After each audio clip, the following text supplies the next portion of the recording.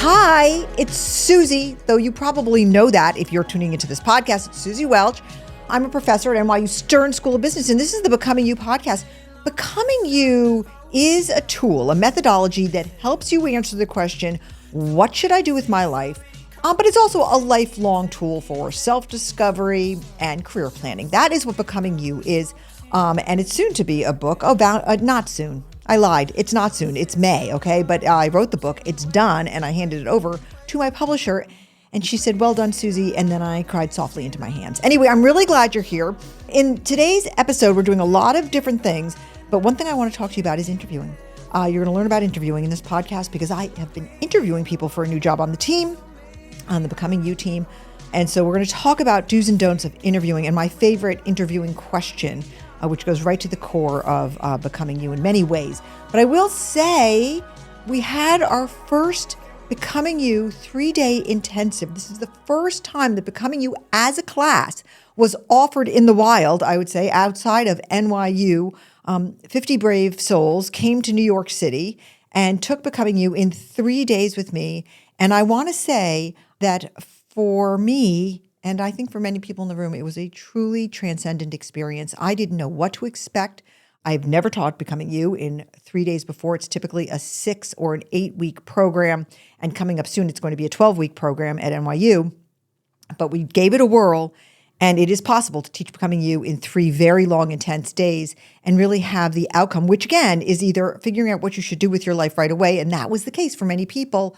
And for others, it was just, okay, here's a process that I've begun of self-discovery to paint a self-portrait of myself so that I can figure out who I am and what way and what direction to go. And it was very gratifying. Although I will say at the end, when people were very generously and very kindly showing their gratitude for the class and clapping, I just wanted them to stop. And it made me think, why can't I accept this beautiful, warm praise? And I'm going to put that on the list of things to discuss with my therapist because I have no idea why. And it was...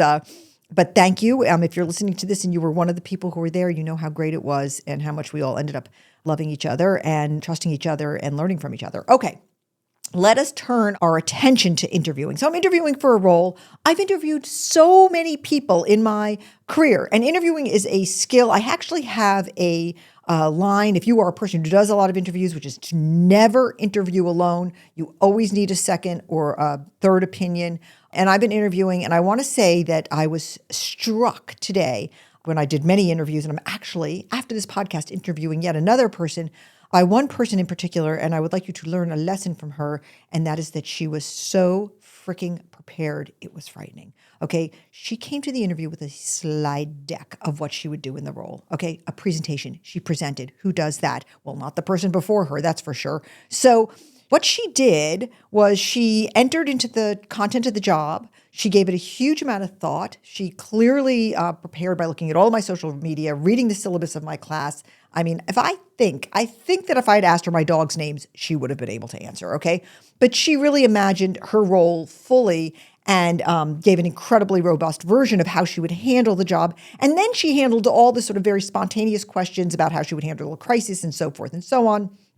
Not that we have crises around here at Becoming You Media, except for every day, but I would say that she was incredible, even in that way. So I was so impressed. And I want to say that I did not ask her my favorite interview question. Why? Because I did not need to. And here's my favorite interview question. It is this. What did you do to prepare for this interview? Okay, I love asking that question because I've heard every answer to it. By the way, I've heard people say, well, I looked up your address on the internet or kind of thing, or other people. One woman, I remember, she said, I actually drove here last night to make sure where I could find parking. And I thought, wow, that person is extremely resourceful and well prepared. I like that kind of preparation on my team. I like that kind of grittiness. And she was actually applying for an administrative role where that would really, really come in handy. You know, it's a very good sign to the interviewer about how invested you are in getting the job and sort of how you might actually hit the ground running, how much preparation you do. So I one time did a video about this particular interview question for CNBC, and it got a lot of views, like several million views, I guess. And one of my kids was interviewing for jobs right around that time, and he went in for his interview. And at the end of the interview, the person asked him, what did you do to interview for this job? And he was like, okay, I know how to answer that question. I don't think he got the job, though. We all lived happily ever after. Okay, so look, if you're in the process of interviewing, there is so much tactical advice out there. And hey, I've just spent the first, Jorge, how many minutes? 5, 6 minutes giving you tactical advice. But I want to say this. One of the key premises of Becoming You as a methodology, and one I want to leave you with before we go on and do other important work here on the Becoming You podcast with Suzy Welch, is I want to say, if you want to get the job and you really want to have the life you want, you have to get existential before you get tactical, okay? So you can prepare all you want by looking at YouTube videos about what to say when they ask you what are your greatest strengths and what are your biggest weaknesses and what would you do on day one and what are your questions do you have? And I have answers for all those questions because I had a show for 3 years on CNBC where all I did was talk to you about interviewing, and I loved it. And then they sold that show into cabs, and every single person in New York who's ever been in a cab has seen me talking about interview tips. It's weird. I briefly was famous for being in cabs. So anyway, I would say that it's all well and good, and you should prepare. You should be as prepared as that woman who blew my mind today with her slide deck. I was very impressed. But then I got very existential on her, and I asked her, why would you want this job? How does this job match your values and your aptitudes? What are your areas of interest? All the stuff we talk about in Becoming You, and that is your pre-work also. Not just to prepare for the interview questions and come up with your sort of loaded what you're good at and what you're not good at and so forth and so on, talking about yourself. But really, have you done this work that we should really do all our lives long? We want to do it before it hits us in the nose when we're 60 years old or 85 years old, and we wonder, was this what it was supposed to be for me? Is this what I was supposed to do with my life? When I was doing the 3-day intensive with this incredible group of people, again, thank you for coming from Singapore, coming from France, coming from Portland, Oregon, coming from Atlanta. I love you. That I was saying to them, we've got to do this work of figuring out who we are. And one of the ways we do it in the Becoming You method is we ask this question: what would make you cry at your 85th birthday? And when we go through this exercise in class, you could hear a pin drop. What would make you cry? I want you to go to your 85th birthday and say, okay, I'm blowing out the candles on my cake. I'm sad because I have a regret about something. What is the unfinished work? What is the unaccomplished goal? What is the piece of undone legacy that is making me cry right now? And this takes a lot of true candor with yourself, a lot of hard emotional work, and a lot of looking forward to the life you want to lead and the legacy you want to leave behind to answer that question. And frankly, that's the pre-work for an interview. Okay, am I interviewing for the right job because of the life that I want to create for myself? You've only got one, okay? And so you have to get existential, start with those kind of questions.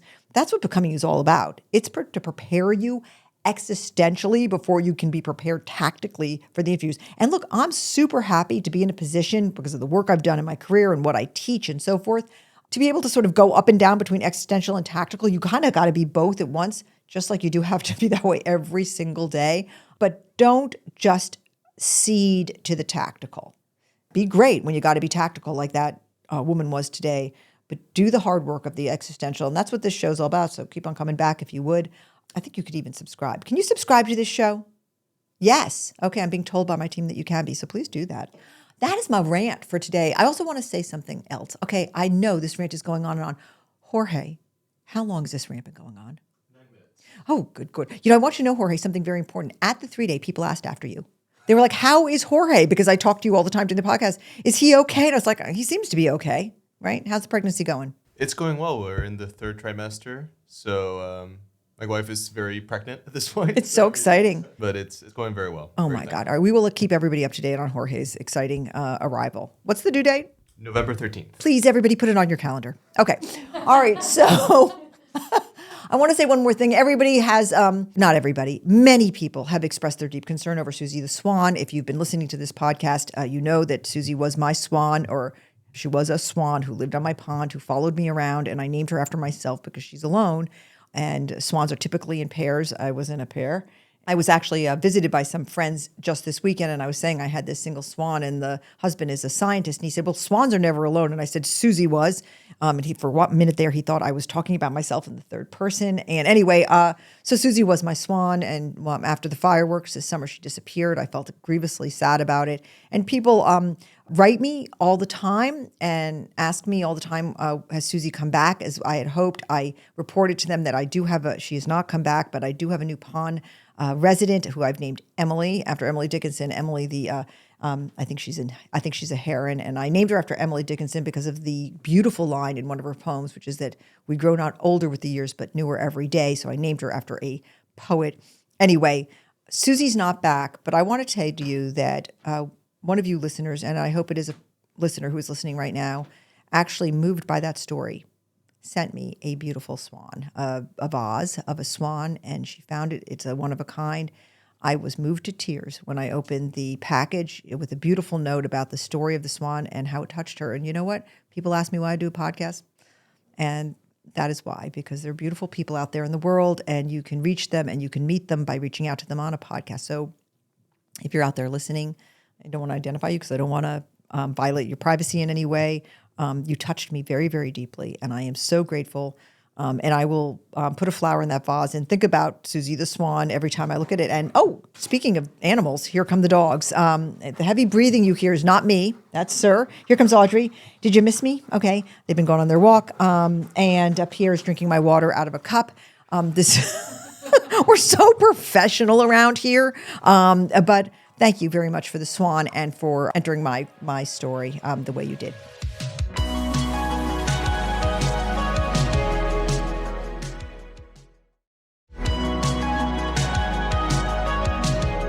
We have questions from the community. All right.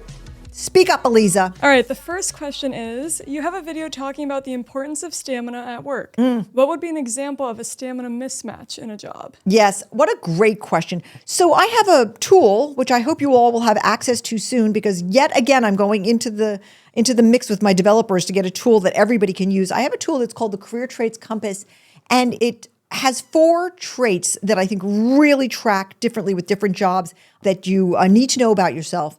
And if you think about a compass, of course, it has 4 coordinates, north, south, east, west. And the 4 elements of the compass that I have are nerve on the north, soundness on the south, elasticity to the east, and wonderment to the west. And we will talk about all of these over time. But nerve is actually the combination of 3 traits. One is stamina, the other is candor, and the other is edge.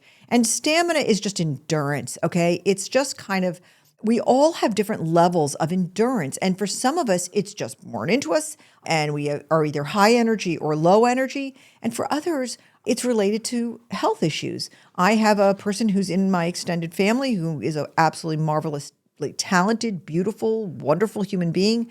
And she was struck by Lyme disease when she was in 10th grade, and it went undiagnosed until she was a junior in college, and it wrecked her, okay? And she finally got the help she needed. It was very intense for a year with all sorts of treatments, but she'll never truly be the same. And her stamina's low. And she was able to find a terrific job that allows her to work remotely and to take breaks during the day. She is basically a travel agent, and that she's able to work right at her computer lying in bed, okay? So there are jobs for everybody with every different stamina level, but some jobs in certain companies, because companies have cultures around how much stamina they want and need, okay? We just can't lie about it, all right? There are some companies, especially entrepreneurial companies, where it's go, go, go, go, go, let's go, and there's never lights out, okay? And some people can sustain that. Some people feed off of that energy. And for other people, it's just not a fit at all. It doesn't work with your personality. It doesn't work with your values. You may value your family or your private time or your well-being or a hobby so much that having the kind of stamina to devote to work is not tenable. I am trying to focus with the dogs having something of a cage match in the room. Just bear with me here. The dogs have too much stamina, that's for sure. All right. So really, the question, Eliza, just to remind myself here, the question is, what jobs would be a mismatch with high stamina? Look, if you have medium or lower stamina, just go into a job with your eyes open. I mean, you might even ask during the interview process, on the stamina scale, what kind of stamina does this job involve? I mean, I myself have blank amounts. I don't go into a high stamina job when you know that's not your, I don't want to be judgy about it, so I don't want to say strong suit, because I certainly know people who are lower energy, blood relations of mine, just by personality, lower energy. There are jobs for you. And then there are jobs that require a huge amount of go, go, go, do not stop. And some of this is just purely genetic. Okay. I mean, I am a high stamina person. Apparently so is Audrey, and the growling you hear in the background, our two dogs are very high energy. And I have super high energy. And you know what? Sometimes it's too much for people. And actually, in one of my many interviews today, one of the applicants quoted me in one of my many, many CNBC videos, or I actually think I might have done a LinkedIn post about it, where I said a great question in a job interview is, what kind of person should not work at this company? So she asked, what kind of person should not work with you, Suzy? And I said, somebody who does not have a lot of urgency and, just is lower on the energy continuum. Because we work all the time. I love work. Work is my joy. And I'm best surrounded by people just like that. So there you have it, to the answer to the stamina question. Thank you for asking it. Thank you very much. Great. Next question is, I love the cowbell syndrome concept, but I'm still wondering, why can't you merge all of your different goals into one? Okay, so the cowbell syndrome is when you have two completely mutually exclusive dreams of a life for yourself. It's called the cowbell syndrome because in honor of a student who said to me, sometimes I just really, really want to be a country vet. I love cows. I want to vaccinate cows. I want to love cows. I want to make them better. But other times I really want to ring the bell on the NASDAQ when my tech company goes public. And I said, well, which one is it? Do you want to, pet the cows or ring the bell? And he said both. Okay. And so the question in front of us is, well, why can't somebody do both? And the answer is because you wake up as one person. Okay. And unless you're superhuman, you're not going to take care of cows in the morning and ring the bell in the afternoon. And so you certainly can have a life of commas where you go from one thing to the next thing to another. That's the polyglot syndrome. It's perfectly fine. You can have a ton of chapters in your life, especially if you have high stamina, okay? And you have a low interest in maximizing wealth, because sometimes when you switch, you have to adjust your income levels unless you're very, very good at everything. But you can do all of those things, but you can't do mutually exclusive things typically at the same time. Why do I say that? Because I'm a realist. And I, once again, am reminded that for years and years and years, my theme song was Iggy Azalea's First Things First. I'm a realist, until I found out she was actually saying first things first. I'm the realist. So that was a very, very sad realization.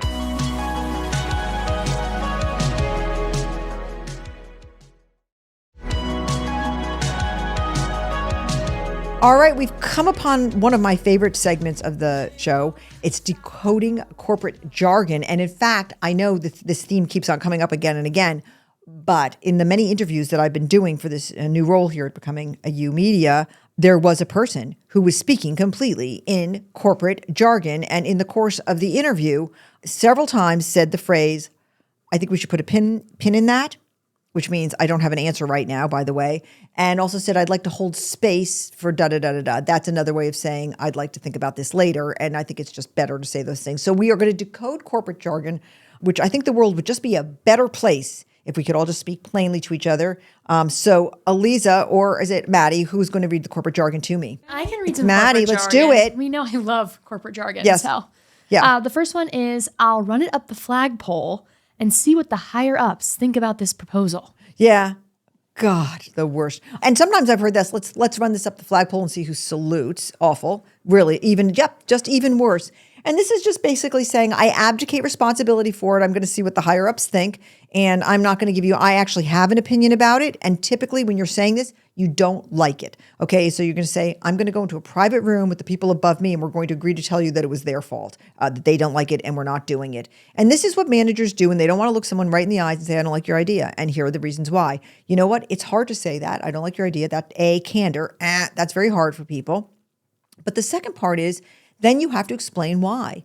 And sometimes when you have to explain why, it's just a gut feeling, okay? And people don't have the language to say, I don't like it. I've got a gut feeling I don't like it. I just need a few minutes or even a day to sort out what that gut feeling is. And then let me circle around to you and retest this gut feeling to see if I still don't like it. And for some reason, those words are very, very hard for people to say. So instead of that, they say, Let me run it up the flagpole and see what the people above me have to say about it after I pre-wire them that I hate it, okay? So I think that this is just a way, I have this theory, which I've said before on the pod, is that all corporate jargon is just another way of saying STFU, okay? And it's just another way of saying, I don't want to hear what you have to say. I'm going to kick it down the road. I'm going to just shut you up any way I can, and I'm going to do it with some kind of fatuous, pompous asshat words. So that's what that one is, and don't use that one. Okay, what else we got? What else we got? The next one is, I think the next step would be to drill down.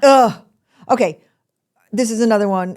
Exactly. Again, I mean, to be a broken record. Oh, I think that might be jargon, broken record. But I think that we want to drill down. In other words, your thinking's not good enough. And I think that my assumptions are that all your assumptions are wrong.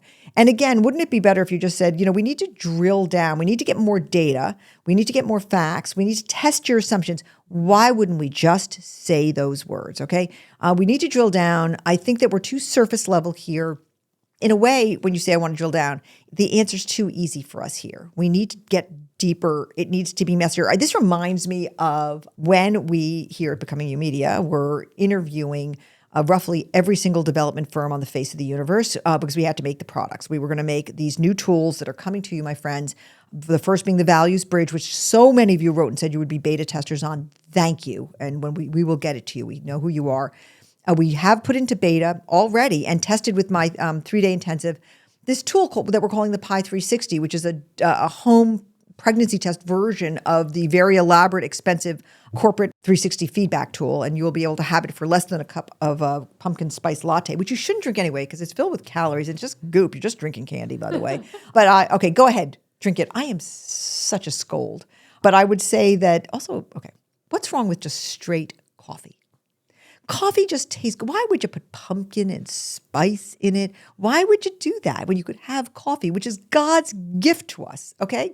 Okay. What was the question? I was drilling down. All right, we're drilling down. We need to drill down on what the hell is wrong with me. Okay, so I would say that the tools are coming, and we were interviewing to make the tools. I knew I've developed tech tools before. I've developed an app before. And so I'm very paranoid because I know how hard it is. So hard. If you have an idea for an app right now, go slap yourself. Creating an app is very, very hard. The research shows that people only download 3 new apps a year. So get over yourself. Okay. So I walked into that cave, in that tunnel, and lived to tell about it, but barely. So we were interviewing every dev firm known to humankind. And in that process, some dev firms present as extremely slick. They're terrific. They've done all the research. And then other dev firms come and they're asking you a lot of questions and they're kind of grunty and technical and actually, to be honest with you, quite unappealing. And I was watching my team, which is not actually, they're a young, fabulous team, but have not developed tech products before, go through this process. And they, of course, naturally, as I was the first time I did it, very drawn to the shiny, slick dev firms. And then we bumped into the dev firm that we actually did end up choosing. Why? Because I'm the boss. They were grunty and kind of technical, and they were really like talking about like all sorts of stuff that it was not pretty or interesting. It was really, there's no better word for it. It was just technical. And they had drilled down and gone below the surface in a way that really, really, really impressed me. And it is necessary to go below the surface and not take the easy answers and not be sold and to really force yourself to drill down. So look, the jargon we got to drill down is not bad advice. We do often have to drill down. But if somebody's saying it to you in a corporate setting, they're basically saying, I don't like your answer. I don't want to explain to you why. I'm going to put you off by telling you you're going to have to go deeper. But what they're essentially telling you is my gut feeling, my experience is telling me you've not dug deeply enough. And you know what? They might be right.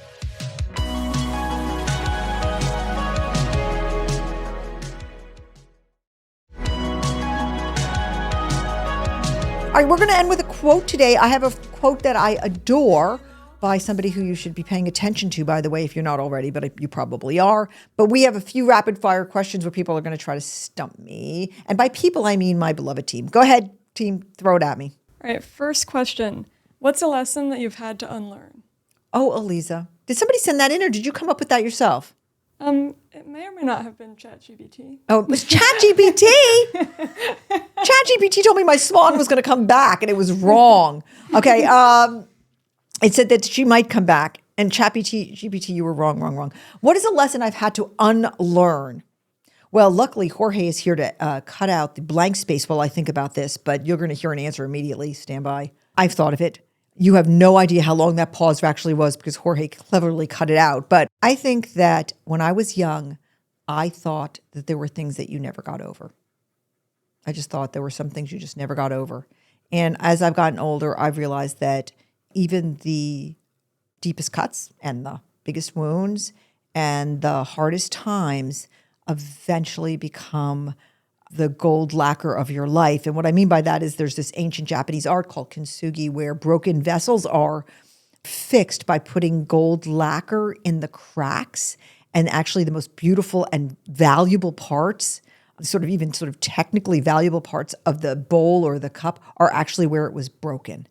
And that is just true, okay? I mean, I went, look, no divorce is easy, none. Oh, I guess Gwyneth Paltrow had a conscious uncoupling. I didn't, okay, with my first marriage. And I would say that I thought I'd never get over it. And I'm very dear friends with my first husband. He's a good friend of mine. I was just bitching and moaning to him about something yesterday that did not involve the children at all. I mean, that's what we typically bitch and moan about. But I was something with work. And I thought I'd never get over it.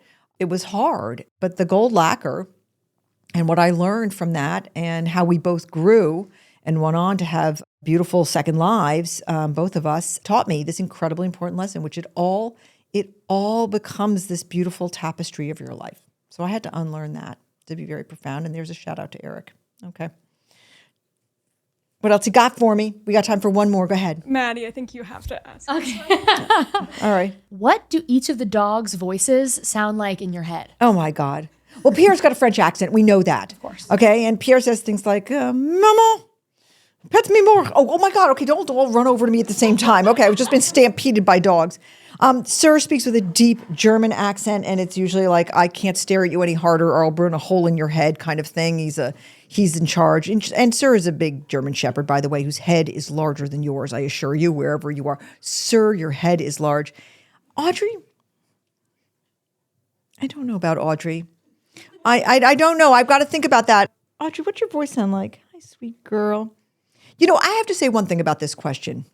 I'm such an animal maniac, and I'm such a lover of animals and such a protector of animals. And truly one of my life dreams is that I'm on the board of the Humane Society, the International Humane Society. And one of my great dreams is that animals' lives in my lifetime become less cruel. And I would say I don't try to humanize my dogs like they're fully animals to me because I generally think that animals are better than humans. But I would say that one of our animals is currently chewing on a wire. So please stop that. No human would do that, Pierre. So stop.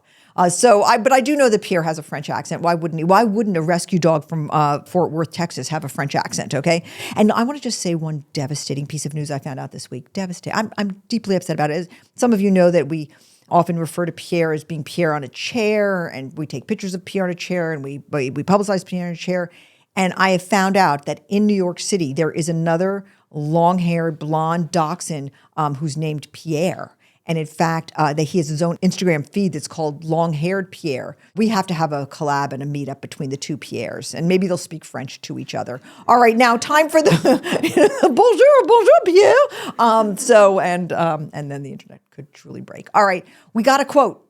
Well, this quote comes from Adam Grant. You know who he is. If you don't, go look him up immediately. I want to say that I knew Adam Grant before he was famous. I do, because he was a professor at Wharton. And at that point, he was probably an associate professor at Wharton. When Jack and I went rolling through the University of Pennsylvania for the book tour for Winning, which was 2005 or something like that. And there was this young, incredibly smart guy named Adam Grant. And he interviewed Jack and I on stage, and he got a lot of cheers and a lot of love. And I did not know it then, but you could have predicted it, that he was going to become this great author and advisor. And so here's his quote, which I love. And actually, one of my students in the 3-day read it in class. If you're considering a career change, but worried about taking a step backward, remember this: it's better to lose the past 2 years of progress than to waste the next 20.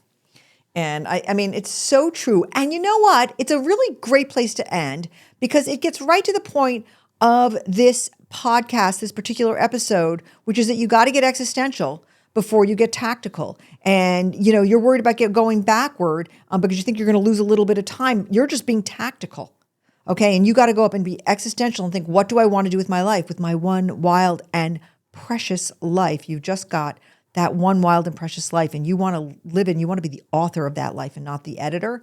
And so I'll leave you with that thought. Until next time, I'm so glad you've joined the podcast today, and I hope that you'll rejoin next week. Love you very much. Thanks. Bye.